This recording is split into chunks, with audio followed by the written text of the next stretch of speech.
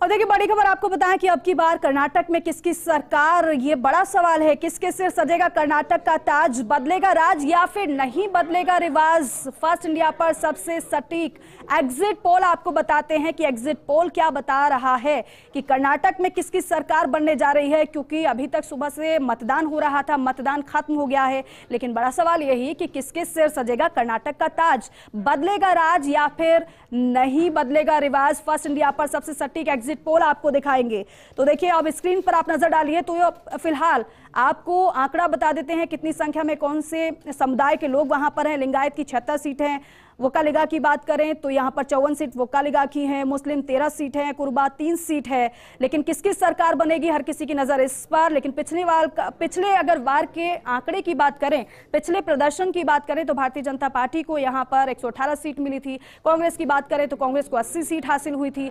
और यहां देखिए आंकड़े आपको बता रहे हैं कर्नाटक का रण बेहद दिलचस्प इस बार रहा। मतदान हो गया है, ईवीएम में हर एक प्रत्याशी की किस्मत कैद हो गई है। और यहाँ कितने परसेंट कौन से वोटर हैं वो भी आपको बता रहे हैं। साथ ही साथ आप देखिए स्क्रीन पर दलित जो सीट है वो 30 सीट है। लिंगायत जो कि सबसे बड़ा समुदाय है कर्नाटक में, वोकालिगा दूसरे नंबर पर, तीसरे नंबर पर आप देख रहे हैं मुस्लिम समुदाय की संख्या है। और ये देखिए ये एग्जिट पोल आपको बताया कर्नाटक करावल तटीय क्षेत्र में 16 सीटें भारतीय जनता पार्टी को मिलती हुई नजर आ रही है। आज तक का एग्जिट पोल है ये। कांग्रेस को 3 सीटें तो वहीं जेडीएस को 0, खाता भी नहीं खुल रहा है। जेडीएस का अन्य का भी खाता नहीं खुल रहा है। कर्नाटक करावल तटीय क्षेत्र का ये आंकड़ा आपको हम बता रहे हैं। ये देखिए भारतीय जनता पार्टी का खाता तो खुला है, 16 सीटें मिलती हुई भारतीय जनता पार्टी को दिखाई दे रही है। वहीं अगर कांग्रेस की बात की जाए तो 3 सीट कांग्रेस पार्टी को हासिल हो रही है। लेकिन आज तक का ये एग्जिट पोल है। जेडीएस की बात करें तो कर्नाटक करावल तटीय क्षेत्र में जेडीएस का खाता भी नहीं खुला है। ये देखिए ये एक बार फिर से आप नजर डालिए, ये कर्नाटक करावल तटीय क्षेत्र का ये आंकड़ा है। एग्जिट पोल आज तक का ये एग्जिट पोल है वो ये बता रहा है कि भारतीय जनता पार्टी को कर्नाटक करावल तटीय क्षेत्र में 16 सीटें मिलती हुई नजर आ रही है। कांग्रेस की बात की जाए तो कांग्रेस को 3 सीट हासिल हो रही है। जेडीएस और अन्य का खाता भी यहां पर नहीं खुला है क्योंकि हर पार्टी की तरफ से पूरी तरीके से ताकत झोंक दी गई थी। आखिरी मोमेंट पर आपने देखा था कि भारतीय जनता पार्टी के प्रचार प्रसार की कमान प्रधानमंत्री ने संभाली। तो दूसरी तरफ कांग्रेस की तरफ से भी राहुल गांधी को आपने देखा, प्रियंका गांधी पहुंची थी, मल्लिकार्जुन खड़गे ने भी प्रचार प्रसार की कमान संभाली थी। लेकिन सबसे बड़ी बात यह है कि यहाँ पर टक्कर कांग्रेस वर्सेस भारतीय जनता पार्टी में। और यहाँ रिवाज बदलेगा या फिर राज बदलेगा या फिर रिवाज नहीं बदलेगा, इसी पर हर किसी की नजर है। आज तक का ये एग्जिट पोल है जो आपको हम दिखा रहे हैं। इसमें भारतीय जनता पार्टी के लिए अच्छी खबर है वो ये क्योंकि भारतीय जनता पार्टी को कर्नाटक करावल तटीय क्षेत्र में 16 सीटें तो मिल रही है, लेकिन कांग्रेस के लिए अच्छी खबर नहीं है ये। आज तक के एग्जिट पोल के अनुसार कांग्रेस को महज 3 सीटें कर्नाटक करावल तटीय क्षेत्र में मिल रही है। जेडीएस और अन्य का तो खाता भी नहीं खुला है। हालांकि जेडीएस की कोशिश यही इस बार कि वो किंग मेकर की भूमिका में आ जाए, जिस तरह से 2018 में हुआ था। ये आपको आंकड़ा बताएं एक बार फिर से, भारतीय जनता पार्टी को 16 सीटें मिलती हुई नजर आ रही है कर्नाटक करावल तटीय क्षेत्र में। कांग्रेस को 3 सीटें, जेडीएस और अन्य का खाता भी नहीं खुला है। और यहां भारतीय जनता पार्टी को थोड़ी तो यहां पर अच्छी खबर, थोड़ी राहत भारतीय जनता पार्टी के। लेकिन अभी ये एक ही क्षेत्र का एग्जिट पोल है, अभी अन्य क्षेत्रों की बात भी की जाएगी और उस क्षेत्र में भारतीय जनता पार्टी को कितना वोट मिला है ये देखने वाली बात होगी। लेकिन फिलहाल बात हम अभी कर रहे हैं कर्नाटक करावल तटीय क्षेत्र की। कर्नाटक करावल तटीय क्षेत्र में बीजेपी को 16 सीटें मिल रही हैं, कांग्रेस को 3, जेडीएस और अन्य का खाता भी नहीं खुला है। कर्नाटक करावल तटीय क्षेत्र का आज तक का एग्जिट पोल ये बयां कर रहा है, कुल मिलाकर जो आंकड़ा है 224 है। और देखिए आप कर्नाटक करावल तटीय क्षेत्र में आगे बढ़ेंगे और यहाँ पर भारतीय जनता पार्टी को 15 से 19 सीटें मिल रही है। आज तक एग्जिट पोल के अनुसार कांग्रेस को 11 से 15 सीटें मिलती हुई नजर आ रही है। जेडीएस का जो खाता नजर आ रहा है वो 1 से 4 सीटें अब जेडीएस को मिलती हुई नजर आ रही है। वहीं अन्य की बात करें तो अन्य को सिर्फ 1 सीट मिल रही है। ये आज तक का एग्जिट पोल है। और देखिए मतदान खत्म हो गया है और मतदान खत्म के बाद हर किसी की नजर एग्जिट पोल जो सामने आ रहा है उसके मुताबिक किसकी सरकार बन रही है कर्नाटक में इस पर हर किसी की अब नजर है। लेकिन ये कर्नाटक करावल तटीय क्षेत्र का आंकड़ा हम आपको बता रहे हैं। आप टैली पर नजर डालेंगे तो देखिए भारतीय जनता पार्टी का प्रदर्शन आप देखिए, 15 से 19 सीटें भारतीय जनता पार्टी को यहां मिलती हुई नजर आ रही है। कांग्रेस को 11 से 15 सीटें मिलती हुई नजर आ रही है। देखिए दिलचस्प ये मुकाबला है और ज्यादा फासला नहीं है। भारतीय जनता पार्टी ने पूरी कोशिश की कि एक बार फिर से कर्नाटक में सरकार बनाई जाए। हालांकि इस बार अगर परिवर्तन होता है तो लंबे अरसे बाद वो परिवर्तन होगा।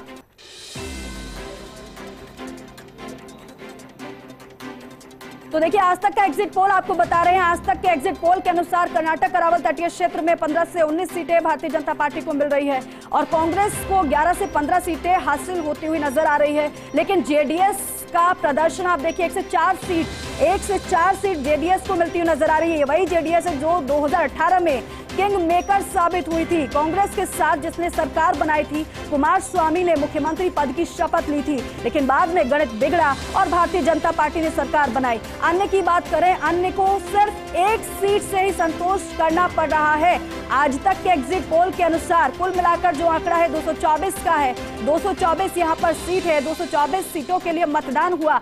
अब देखिए आज तक के बाद एबीपी का एग्जिट पोल आपको बताते हैं। एबीपी के एग्जिट पोल के अनुसार भी अमूमन वही आंकड़ा निकलकर सामने आ रहा है। ज्यादा फासला नहीं है, ज्यादा अंतर नहीं है। ग्रेटर बेंगलुरु रीजन की अब बात कर रहे हैं। ग्रेटर बेंगलुरु रीजन की बात करें तो भारतीय जनता पार्टी को यहां पर एबीपी एग्जिट पोल के अनुसार 15 से 19 सीटें मिल रही है। कांग्रेस की अगर बात करें तो 11 से 15 सीटें कांग्रेस पार्टी को मिल रही है। जेडीएस का खाता खुला है और जेडीएस को 101 से 4 सीटें मिल रही हैं। अन्य को सिर्फ 1 सीट से ही संतोष करना पड़ रहा है। तो क्या ये एग्जिट पोल एग्जैक्ट पोल में ये परिवर्तित होंगे? और अगर एग्जैक्ट पोल में परिवर्तित होंगे तो भारतीय जनता पार्टी के लिए ये अच्छी खबर, खुशखबरी। लेकिन फिलहाल ये एग्जिट पोल है। आज तक का एग्जिट पोल आपने जाना, उसके बाद एबीपी एग्जिट पोल आपको बता रहे हैं। एबीपी एग्जिट पोल के अनुसार भारतीय जनता पार्टी को 15 से 19 सीटें मिल रही है। 15 से 19 सीटें ग्रेटर बेंगलुरु रीजन में भारतीय जनता पार्टी को मिल रही है। कांग्रेस को 11 से 15 सीटें हासिल होती हुई नजर आ रही है। जेडीएस को 1 से 4 सीटें मिल रही हैं। लेकिन एग्जैक्ट पोल में अगर ये एग्जिट पोल तब्दील होता है तो फिर यहाँ भारतीय जनता पार्टी बढ़त की ओर आगे बढ़ रही है। ओल्ड मैसूर रीजन की बात करें तो एबीपी एग्जिट पोल के अनुसार ओल्ड मैसूर रीजन में 0 से 4 सीटें भारतीय जनता पार्टी को मिल रही है। लेकिन कांग्रेस का आंकड़ा आप देखिए, यहाँ पर कांग्रेस को काफी अच्छी खासी बढ़त मिल रही है। यहाँ पर ओल्ड मैसूर रीजन में 28 से 32 सीटें कांग्रेस पार्टी को मिल रही है और जेडीएस के लिए भी अच्छी खबर कि 19 से 23 सीटें हासिल हो रही है जेडीएस को। अन्य की बात करें तो यहाँ पर 0 से 3 सीटें अन्य को मिल रही है। लेकिन भारतीय जनता पार्टी के लिए ओल्ड मैसूर रीजन में अच्छी खबर नहीं है, क्योंकि यहाँ पर प्रदर्शन अच्छा नहीं है भारतीय जनता पार्टी का। एग्जिट पोल के अनुसार एबीपी एग्जिट पोल आपको दिखा रहे हैं, जिसमें ओल्ड मैसूर रीजन में भारतीय जनता पार्टी को काफी नुकसान होता हुआ नजर आ रहा है। कांग्रेस को यहाँ पर अच्छी खासी बढ़त मिल रही है। कांग्रेस के लिए अच्छी खबर है क्योंकि 28 से 32 सीटें कांग्रेस पार्टी को मिल रही है और जेडीएस का आंकड़ा आप देखेंगे एग्जिट पोल के अनुसार तो 19 से 23 सीटें ओल्ड मैसूर रीजन में जेडीएस को मिल रही है। अन्य का खाता खुला है लेकिन सिर्फ 3 सीटें मिलती हुई नजर आ रही है। लेकिन अलग अलग रीजन की बात करेंगे अब आगे जाकर कि कौन से किस एग्जिट पोल के अनुसार किस पार्टी को बढ़त मिल रही है। तो क्या भारतीय जनता पार्टी को यहाँ पर ओल्ड मैसूर रीजन में तो नुकसान हुआ है, लेकिन इससे पहले आपने देखा थोड़ा फायदा तो था अन्य रीजन में भारतीय जनता पार्टी को। लेकिन कांग्रेस की यहाँ पर बल्ले बल्ले नजर आ रही है, क्योंकि कांग्रेस की अगर बात की जाए तो 28 से 32 सीटें कांग्रेस पार्टी को हासिल हो रही है। तो यहाँ पर हर किसी की नजर इसलिए भी क्योंकि कर्नाटक का नाटक 2018 में तो हर किसी ने देखा था। सरकार बनाने के बावजूद भी एकदम से जब विधायकों ने इस्तीफा दिया था और इस्तीफा देने के बाद दोबारा चुनाव होते हैं, भारतीय जनता पार्टी में शामिल हो जाते हैं, भारतीय जनता पार्टी सरकार बना लेती है। लेकिन यहाँ पर कांग्रेस पार्टी की तरफ से पुरजोर तरीके से मजबूती से दावा ठोका जा रहा है। आपने सुना होगा सिद्धारमैया को, डीके शिव कुमार को, उन्होंने कहा था कि सरकार तो हम ही बना रहे हैं, लेकिन एन मूवमेंट पर, इससे पहले विकास की बात हो रही थी वहां पर, लेकिन प्रचार आखिरी समय में प्रचार के वहां पर पूरी तरीके से मुद्दे बदल गए और आ गया सीधे बजरंग बली का मुद्दा। बजरंग दल को जिस तरीके से अपने मैनिफेस्टो में कांग्रेस पार्टी ने यह कहा था कि हम बैन करेंगे पीएफआई की तरह, उसके बाद भारतीय जनता पार्टी ने उस मुद्दे को ऐसा लगता कि आखिरी मूवमेंट तक प्रधानमंत्री भी जब प्रचार के लिए पहुंचे तो बजरंग बली कहते हुए नजर आए थे। जय बजरंग बली का नारा हर एक रैली में प्रधानमंत्री की तरफ से दिया गया था। लेकिन टैली पर आप नजर डालिएगा और टैली पर इस अगर रीजन की बात करें, सेंट्रल कर्नाटक की बात करते हैं आप, सेंट्रल कर्नाटक की बात करें तो यहां पर भारतीय जनता पार्टी को 12 से 16 सीटें मिल रही हैं। कांग्रेस को 18 से 22 सीटें, जेडीएस को 0 से 2 सीटें मिल रही है, अन्य को सिर्फ 1 सीट से संतोष करना पड़ रहा है। एबीपी एग्जिट पोल के मुताबिक ये आंकड़ा, ये टैली आपको दिखा रहे हैं, बीजेपी को 12 से 16 सीटें मिल रही है, कांग्रेस को 18 से 22 और जेडीएस को 0 से 2 सीटें, तो वहीं अन्य को 1। तो देखिए कितना दिलचस्प यहाँ का मुकाबला और साथ ही साथ फासला ज्यादा नहीं है, क्योंकि कहीं पर कांग्रेस को बढ़त तो कहीं पर भारतीय जनता पार्टी को बढ़त। और इसीलिए हम कह रहे हैं कि कर्नाटक का चुनाव इस बार बेहद दिलचस्प, कौन सरकार बनाएगा, कि क्या रिपीट भारतीय जनता पार्टी अपनी सरकार कर पाएगी या फिर कांग्रेस इस बार सरकार बनाएगी, क्योंकि यहां पर भी रिवाज यही है कि एक बार कांग्रेस और एक बार बीजेपी। पिछली बार कांग्रेस, एक बार बीजेपी, अब इस बार बीजेपी है, तो अगर रिवाज के अनुसार देखें तो कांग्रेस की सरकार आनी है। लेकिन बीजेपी की तरफ से जो दावा ठोका गया, ये ठोका गया कि हम सरकार बनाएंगे क्योंकि हम विकास की बात करते हैं। प्रधानमंत्री ने खुद कहा था प्रचार में कि आप अगर हमें चुनते हैं तो नंबर 1 कर्नाटक को हम बनाएंगे, ये आशीर्वाद के रूप में मैं इसे देखूंगा। लेकिन फिलहाल सेंट्रल कर्नाटक की बात कर रहे हैं तो यहाँ पर भारतीय जनता पार्टी को 12 से 16 सीटें मिल रही है। कांग्रेस का प्रदर्शन यहाँ पर बढ़िया है, कांग्रेस का प्रदर्शन 18 से 22 सीटें मिलता हुआ नजर आ रहा है कांग्रेस पार्टी को। जेडीएस को सिर्फ 2। हालांकि जो सपना है जेडीएस का कि किंग मेकर हम बने, लेकिन जिस तरीके से एग्जिट पोल सामने आ रहे हैं ऐसा लग नहीं रहा है कि इस बार जेडीएस किंग मेकर बन पाएगी। लेकिन अभी ये एग्जिट पोल है, एबीपी का एग्जिट पोल आपको दिखा रहे हैं सेंट्रल कर्नाटक का, अन्य को सिर्फ 1 सीट हासिल हो रही है यहाँ पर। लेकिन भारतीय जनता पार्टी और कांग्रेस में आप देखेंगे तो यहाँ पर कांटे का मुकाबला नजर आ रहा है। सेंट्रल कर्नाटक की बात कर रहे हैं एबीपी एग्जिट पोल के अनुसार। अब देखिए अन्य रीजन की बात करेंगे, मध्य कर्नाटक को चलिए देख लेते हैं। मध्य कर्नाटक में भारतीय जनता पार्टी को यहां पर 10 सीटें मिलती हुई नजर आ रही हैं। आज तक के एग्जिट पोल के अनुसार कांग्रेस पार्टी को 12 सीटें मिल रही है, जेडीएस को 1 और अन्य का यहां पर खाता भी नहीं खुल रहा है। मध्य कर्नाटक की बात कर रहे हैं, आज तक के एग्जिट पोल के अनुसार भारतीय जनता पार्टी को 10 सीटें, कांग्रेस को 12 सीटें, जेडीएस को 1 और अन्य का खाता नहीं खुला है। तो देखिए यहां पर मुकाबला टक्कर का है, यहाँ पर मुकाबला बेहद दिलचस्प है, क्योंकि कहीं पर कभी बीजेपी आगे तो कहीं पर कभी कांग्रेस आगे। लेकिन बड़ा सवाल यही कि इस बार कर्नाटक में किसकी सरकार, वो जो सिंहासन कर्नाटक का है उस पर कौन विराजमान होगा? क्या मुंबई बैठेंगे या फिर कांग्रेस की तरफ से जो चेहरा घोषित किया जाएगा वो चेहरा देखने को मिलेगा। लेकिन फिलहाल मध्य कर्नाटक में भारतीय जनता पार्टी को 10 सीटें मिल रही हैं। आज तक के एग्जिट पोल के अनुसार कांग्रेस को 12 सीटें मिल रही है, जेडीएस को 1 और अन्य का प्रदर्शन 0 है यहाँ पर मध्य कर्नाटक में। आज तक के एग्जिट पोल के अनुसार ये टैली आप देख रहे हैं, भारतीय जनता पार्टी से ज्यादा कांग्रेस को बढ़त हालांकि 2 सीटों की मिलती हुई नजर आ रही है, लेकिन जेडीएस सिर्फ यहाँ पर 1 सीट ही हासिल करती नजर आ रही है, अन्य का खाता भी नहीं खुल रहा है। तो बाजी कौन मारेगा? बड़ा दिलचस्प यहाँ का मुकाबला कर्नाटक का।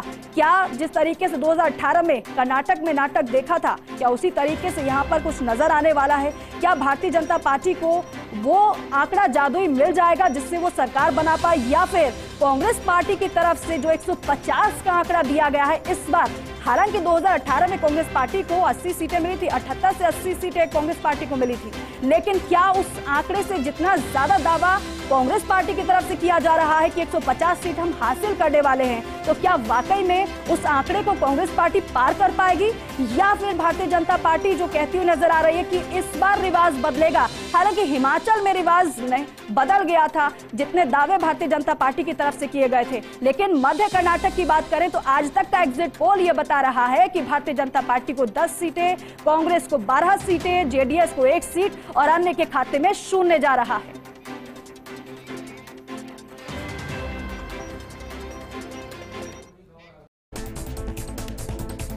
और चलिए अब सबसे पहले शुरुआत करते हैं कर्नाटक चुनाव की, यानी किसको मिलेगा सिंहासन।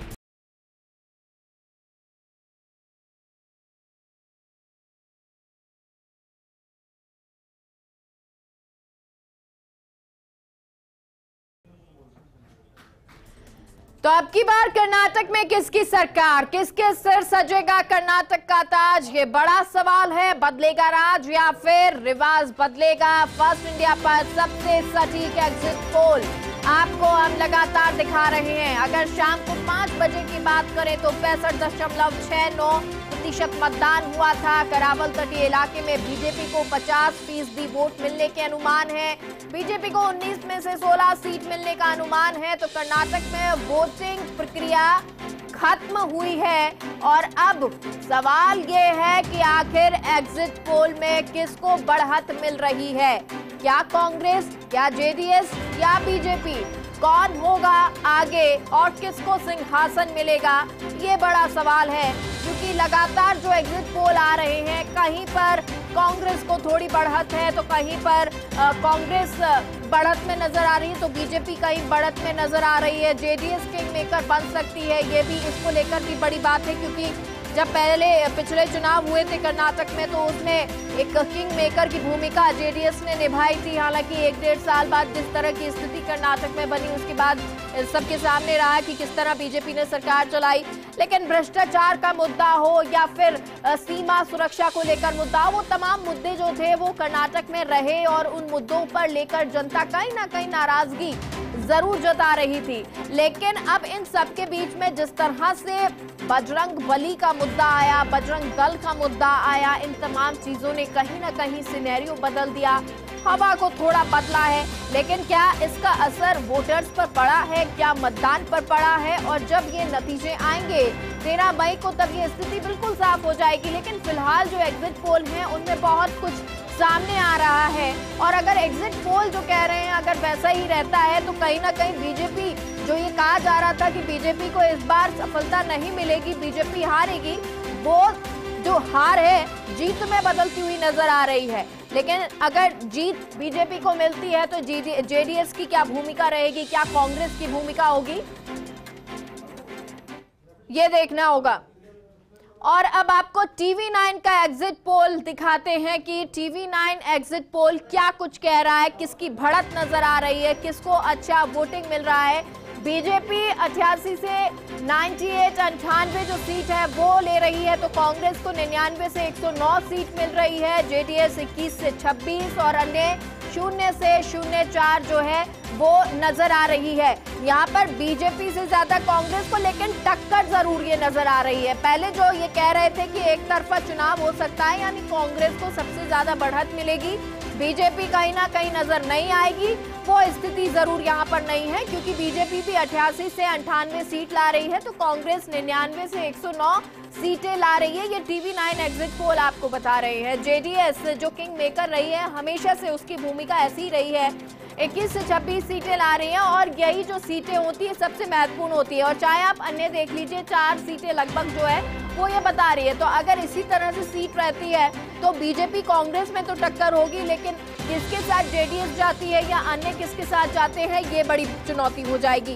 क्योंकि ये जो एग्जिट पोल है ये 224 सीटों पे आपको बता रहे हैं, लगभग 2600 जो कैंडिडेट्स हैं वो खड़े हुए हैं, और उस पर जो मतदान हुआ है उसके बाद किस तरह की सीटें और एग्जिट पोल आ रहे हैं वो आपको बता रहे हैं। एग्जिट पोल ये अब जी न्यूज का ये एग्जिट पोल है, और इसमें बीजेपी को 79 से 94 सीटें मिल रही हैं, कांग्रेस को 130 से 118 सीटें, जेडीएस 25 से 33 है, तो अन्य को 2 से 5 के लगभग सीटें मिल रही है। लगभग वही आंकड़ा जो है दोनों में टक्कर नजर आ रही है, और शायद ये टक्कर कांग्रेस का मैनिफेस्टो भी वजह रही है। मैनिफेस्टो में जिस तरह से बजरंग दल को, पीएफआई को बैन करना था, लेकिन बीजेपी ने इस मुद्दे को इतना अच्छे तरीके से बुनाया, आखिरी समय में कह सकते हैं। हालांकि बीजेपी में वो दमखम इस बार नजर नहीं आ रहा था, हालांकि बड़े बड़े जो नेता थे, केंद्रीय नेता पहुंच रहे थे, प्रधानमंत्री पहुंचे, जेपी नड्डा पहुंचे, अमित शाह पहुंचे, खूब रैलियां भी हुई वहां पर। लेकिन जिस तरह एक घटना हुई, मोबाइल फेंका जब गया, तो उस घटना को भी प्रधानमंत्री मोदी ने भुनाया। जिस तरह से और बीजेपी कांग्रेस की तरफ से जिस तरह पलटवार किए जा रहे थे, हमले किए जा रहे थे, उसको भी भुनाया गया। साथ ही साथ जो बजरंग दल का मुद्दा था, आखिरी समय में जब मैनिफेस्टो आया उस समय में इस मुद्दे को इस तरह से भुनाया गया कि कहीं ना कहीं हवा जो है वो बदली, और जो चुनौती में कहीं भी खड़ी हुई बीजेपी नजर नहीं आ रही थी, वो चुनौतियां अब कांग्रेस के सामने खुद ब खुद नजर आई और ये एग्जिट पोल भी बता रहा है। टाइम्स नाउ का एग्जिट पोल भी आपको बता देते हैं। इस एग्जिट पोल के माध्यम से भी समझिए कि किस तरह से जो सीट्स हैं वो एग्जिट पोल में क्या कुछ टाइम्स नाउ के एग्जिट पोल में कह रहा है। और 78 से 92 सीट बीजेपी को दी जा रही है। इसमें कांग्रेस को 106 से 120 सीटें, तो जेडीएस को 20 से 26 सीटें मिल रही हैं। अन्य को 2 के लगभग सीटें हैं। लगभग जो आंकड़ा है वो कहीं ना कहीं 100 के पार कांग्रेस का नजर आ रहा है। बीजेपी का 78, 79, 92, 94 इस तरह का नजर आ रहा है। ये टाइम्स नाउ का आपको आंकड़ा दिखा रहे हैं और इस एग्जिट पोल के अनुसार बीजेपी 78 से 92 तक नजर आ रही है। लेकिन अगर जेडीएस किंग मेकर होती है वो किसकी तरफ जाती है, ये बड़ा सवाल है, क्योंकि पिछली बार की स्थितियां कुछ और थी। अन्य किस तरफ होता है ये भी एक बड़ी बात हो जाती है। हालांकि कांग्रेस जिस तरह से 106 से 120 बढ़त के साथ नजर आ रही है तो कांग्रेस के लिए कहीं ना कहीं ये खुशखबरी है। हालांकि जब नतीजे आएंगे तो स्थिति और साफ हो जाएगी, बिल्कुल साफ हो जाएगी। न्यूज 18 का एग्जिट पोल भी आपको दिखाते हैं। उस एग्जिट पोल के अनुसार किस तरह की स्थिति बीजेपी कांग्रेस के लिए, जेडीएस के लिए बनी हुई है। बीजेपी की अगर बात करें तो 88 से 98 सीटें दी हैं। हालांकि अगर इससे पहले टाइम्स नाउ की बात करें तो 78 से 91, 92 तक की सीटें दी थी बीजेपी को। लेकिन अब बीजेपी को न्यूज 18 एग्जिट पोल ने 88 से 98 के आसपास सीटें दी है। कहीं भी 100 का आंकड़ा बीजेपी क्रॉस करती हुई नजर नहीं आ रही है। कांग्रेस का ये जो आंकड़ा है न्यूज 18 एग्जिट पोल का, उसमें 100 से थोड़ा सा नीचे कहीं नजर आ रही है। जो एग्जिट पोल दिया गया था टाइम्स नाउ की तरफ से उसमें 100 से ऊपर का ये आंकड़ा था, 120 तक भी पहुंच रही थी। लेकिन अब इस एग्जिट पोल में, न्यूज 18 के एग्जिट पोल में कांग्रेस 99 से 109 के आसपास नजर आ रही है। जेडीएस वही 21 से 26 के आसपास, 20 से ऊपर है जेडीएस, 26 तक सिमट रही है। यानी बहुत ज्यादा सीटें जेडीएस की नहीं है, लेकिन फिर भी एक प्रभाव डालती है क्योंकि जो बड़ी 2 कद्दावर पार्टी हैं उन दोनों का ही आंकड़ा आसपास का है, चुनौतियों भरा है। तो ऐसे में जेडीएस के लिए ये अच्छी बात भी है क्योंकि हर बार जेडीएस जो है वो किंग मेकर की भूमिका में रहती है और इस बार भी देवेगौड़ा जो है वो कहीं ना कहीं, हालांकि उनकी पारिवारिक थोड़ी लड़ाइयां वड़ाइयां रही हैं, लेकिन इन सब के बीच में वो एक बार फिर से किंग मेकर नजर आ रहे हैं। रिपब्लिक टीवी का भी आपको एग्जिट पोल बता देते हैं और इस आंकड़े के अनुसार वो एग्जिट पोल जो है बीजेपी 85 से 100 के पास है। जो 100 का आंकड़ा मैं आपको लगातार कह रही हूँ, जो दूसरे एग्जिट पोल जो दूसरे नहीं दिए जा रहे हैं, जैसा 18 के द्वारा नहीं दिया गया था, टाइम्स नाउ जो है वो 100 तक का आंकड़ा नहीं पहुंचा रही थी बीजेपी को। वहीं अब रिपब्लिक टीवी के एग्जिट पोल ने बीजेपी का आंकड़ा 85 से 100 के आसपास बताया है।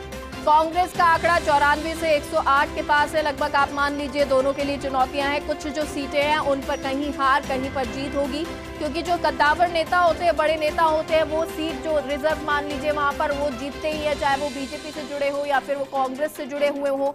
जेडीएस की बात कर लीजिए, 24 से 32 सीटें बता रहा है, जहां लगभग और दूसरे एग्जिट पोल हैं वो 26 तक सिमट रहे हैं जेडीएस के लिए। तो वहीं ये रिपब्लिक टीवी का एग्जिट पोल जेडीएस को 24 से 32 तक की सीटें दिखा रहा है। अन्य के लिए 2 से 6 सीटें हैं। लगभग अगर आप आंकड़े की बात करें, अभी तक जितने भी आपने एग्जिट पोल देखे हैं उनके अनुसार बीजेपी थोड़ा बहुत ही सीटों से पीछे चल रही है क्योंकि पहले ये जिस तरह से भ्रष्टाचार का मुद्दा, सीमा सुरक्षा का मुद्दा या दूसरा आरक्षण का मुद्दा, उन तमाम चीजों को लेकर जैसे आरोप लगाए जा रहे थे बीजेपी पर, कहीं ना कहीं ये कह रहे थे कि इस बार कहीं भी चुनौती देती हुई कांग्रेस को नजर नहीं आएगी, कांग्रेस इस बार लीड करेगी और रिपीटेशन जो है वो नहीं होगा सरकार का। बीजेपी के पास डबल प्रेशर था, एक तो रिपीटेशन का भी प्रेशर है, वहीं मजबूती से जनता के बीच में जाना है वो भी प्रेशर है। लेकिन इन दोनों प्रेशर के बीच में अगर बीजेपी इतनी सीट पा रही है तो ये बड़ी बात है। अब ये किसके साथ गठबंधन होता है, क्या कुछ रहता है, क्या आंकड़ा रहता है, और अगर इसी तरह जो एग्जिट पोल आ रहे हैं, अगर एग्जिट वही आंकड़ा मतदान के बाद अब रिजल्ट में रहता है तो चुनौती कांग्रेस के लिए ज्यादा होगी क्योंकि उसको जिस तरह से बीजेपी हमेशा किसी भी तरह से साम दाम दंड भेद की नीति से सरकार बनाती आई है, तो वो कांग्रेस के लिए अपने विधायकों को बचाना बड़ी एक चुनौती बन जाएगा क्योंकि उस समय में कांग्रेस को अभी जैसे ही नतीजे आने लगेंगे और इस तरह के नतीजे रहते हैं तो अपने विधायकों को अपनी तरफ करना होगा। न्यूज एक्स जन की आपको बात बता देते हैं, एग्जिट पोल न्यूज एक्स जन की बात, उसका एग्जिट पोल है और इसमें बीजेपी को 94 से 117 के बीच सीट मिल रही है, कांग्रेस को 91 से 106 के बीच सीट है। इसमें बीजेपी को ज्यादा सीट दिखा रहे हैं, हालांकि बहुत ज्यादा अंतर नहीं है, कुछ 10-5 का ही अंतर है, लेकिन ये अंतर भी बड़ा अंतर हो जाता है। बीजेपी जैसी पार्टी अगर कांग्रेस के सामने खड़ी हो और कांग्रेस को जब अपनी सरकार बनानी हो और ऐसे समय में जब लगातार कांग्रेस सिमटती जा रही है, उस समय में अगर कांग्रेस को अपना एक बार फिर से परचम लहराना हो, कहीं उम्मीद नजर आती है, क्योंकि हिमाचल के बाद अब कर्नाटक से ही उम्मीद कांग्रेस को है। और ऐसे में समय में अगर कांग्रेस को सीटें अच्छी मिलती हैं तो एक बूस्टअप कांग्रेस का कार्यकर्ता भी होगा।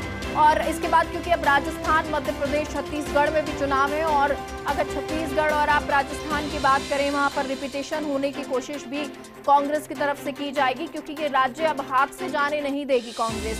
बीजेपी जिस तरह से न्यूज एक्स जन की बात की तरफ से जो एग्जिट पोल है उसमें 94 से 117 सीट दिखा रहा है, तो बीजेपी को थोड़ी सी बढ़त है कुछ 10-5 सीटों से, तो कांग्रेस 91 से 106 के आसपास सीटें मिलती हुई कांग्रेस को नजर आ रही हैं। जेडीएस 14 से 24 है, कुछ सीटें यहाँ पर न्यूज एक्स जन का जो एग्जिट पोल है उसमें कम जेडीएस की है, यानी जेडीएस का जो आंकड़ा कम हुआ है सीटों का, वहीं बीजेपी का बढ़ा है। कांग्रेस का लगभग वही आंकड़ा है जो और एग्जिट पोल दिखा रहे हैं। बीजेपी और जेडीएस, जहां कहीं जेडीएस का आंकड़ा बढ़ता है तो बीजेपी का कम एग्जिट पोल में आंकड़ा नजर आता है। वहीं बीजेपी को अगर सीट ज्यादा कोई एग्जिट पोल में दिख रही है तो वो जेडीएस के खाते में कमी होती नजर आती है, अन्य 2 के आसपास है। हालांकि अगर ये न्यूज एक्स जन की बात का अगर आप आंकड़ा देखें, एग्जिट पोल देखें, जिस तरह की सीट मिल रही है उसमें बीजेपी अगर इस तरह बढ़त बनाती है तो ये उसके लिए बहुत बड़ी बात होगी, क्योंकि उसको सरकार रिपीट करनी है और अगर सरकार रिपीट करनी होती है तब एक प्रेशर पार्टी के ऊपर बहुत ज्यादा होता है। और अगर इस समय में इस तरह की सीटें बीजेपी को मिल रही हैं तो ये कार्यकर्ताओं की आप उपलब्धि कह सकते हैं। साथ ही साथ में जिस तरह बड़े दिग्गज नेता प्रधानमंत्री मोदी लगातार गए हैं और आपने जिस तरह से देखा होगा अभी हाल ही में आज ही के दिन जब प्रधानमंत्री मोदी यहाँ भी पहुंचे थे राजस्थान में, तो वहाँ पर भी बजरंग बली का जिक्र हुआ था, उनको मूर्ति भी भेंट की गई थी। तो ये सब चीजें जो लगातार अभी बजरंग बली के जो पाठ हैं, हनुमान चालीसा का पाठ चला था पूरे देश भर में और जो बीजेपी के कार्यकर्ता हैं, नेता हैं, वो ये पाठ करते हुए नजर आए थे। तो ये तमाम चीजें जो एक परसेप्शन बनाती हैं और शायद वो परसेप्शन अगर यही आंकड़े रहते हैं तो बीजेपी बनाने में कामयाब हो गई है।